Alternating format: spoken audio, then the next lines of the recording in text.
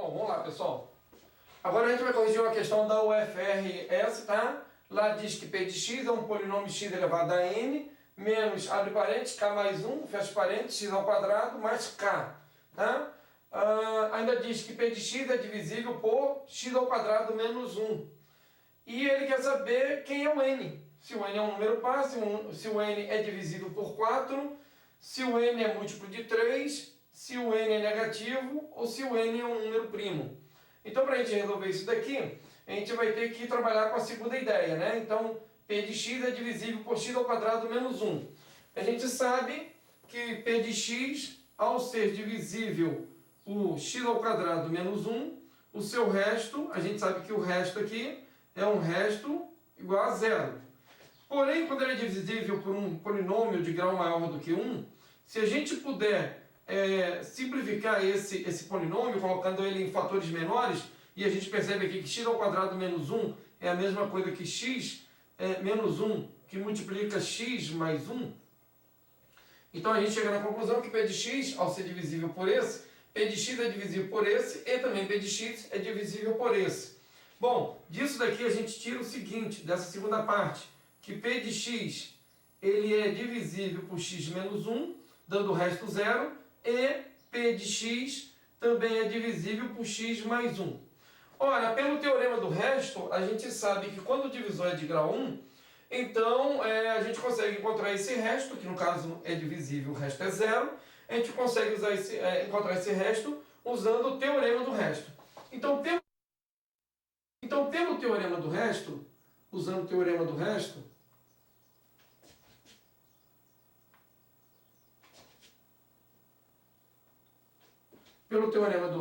a gente tem o seguinte, que quando P de x, quando a gente troca o x de P de x, igualando isso aqui a zero, troca o x por 1, então a gente vai descobrir resto zero, né? Então eu vou colocar aqui, ó, P de 1 aqui. E eu já sei que esse resultado é zero. Colocando 1 aqui, eu vou ter então 1 elevado a n, menos k mais 1 vezes 1 ao quadrado, mais k. Tudo isso aqui vai dar zero pelo teorema do resto, que é esse resultado aqui. 1 elevado a qualquer expoente vai dar 1, menos k mais 1, 1 ao quadrado é 1, mais k é igual a zero. 1 menos k, menos 1, mais k é igual a zero. Corta esse 1 com esse 1, menos 1, corta esse menos k com esse k, e zero é igual a zero. O que a gente constata aqui é que quando o x vale 1, qualquer que seja o n, então isso aqui é verdadeiro. Então aqui qualquer n torna isso aqui uma verdade. Então vamos para a segunda ideia, né? Vamos para essa segunda ideia aqui. Quando o x mais 1 ele é igual a zero, a gente tem então que o x deve valer menos 1. Então essa aqui é a primeira, essa aqui é a segunda ideia. Colocando então menos 1 no lugar do x, a gente sabe também que vai dar zero. A gente sabe que vai dar zero. Então vamos lá, colocando menos 1 no lugar do x, eu vou ter menos 1 elevado a n, menos k mais 1, vezes menos 1 ao quadrado, que vai dar 1, né? Mais k, e o resultado disso aqui também é zero, porque menos 1, esse x mais 1, que tem como raiz menos 1, também divide P de x.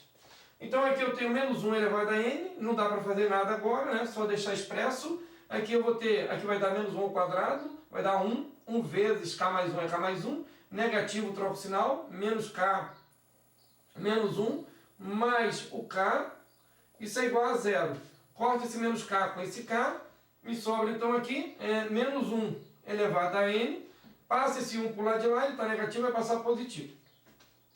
Menos 1 elevado a n é igual a 1. Ora, para menos 1 elevado a um expoente, ou seja, um expoente leva menos 1 para dar 1, esse n só pode ser o quê? Esse n só pode ser par. Então, se o n for par, ele sempre vai tornar o menos 1 positivo 1. Então, sendo o n par, tá a solução do problema, então, resolve o problema. Voltando aqui, ele pergunta, n é par? Então, n é par. N é divisível por 4? Alguns são, mas n par é mais geral. Múltiplo de 3, negativo, por aí vai. Então, n par é a melhor solução.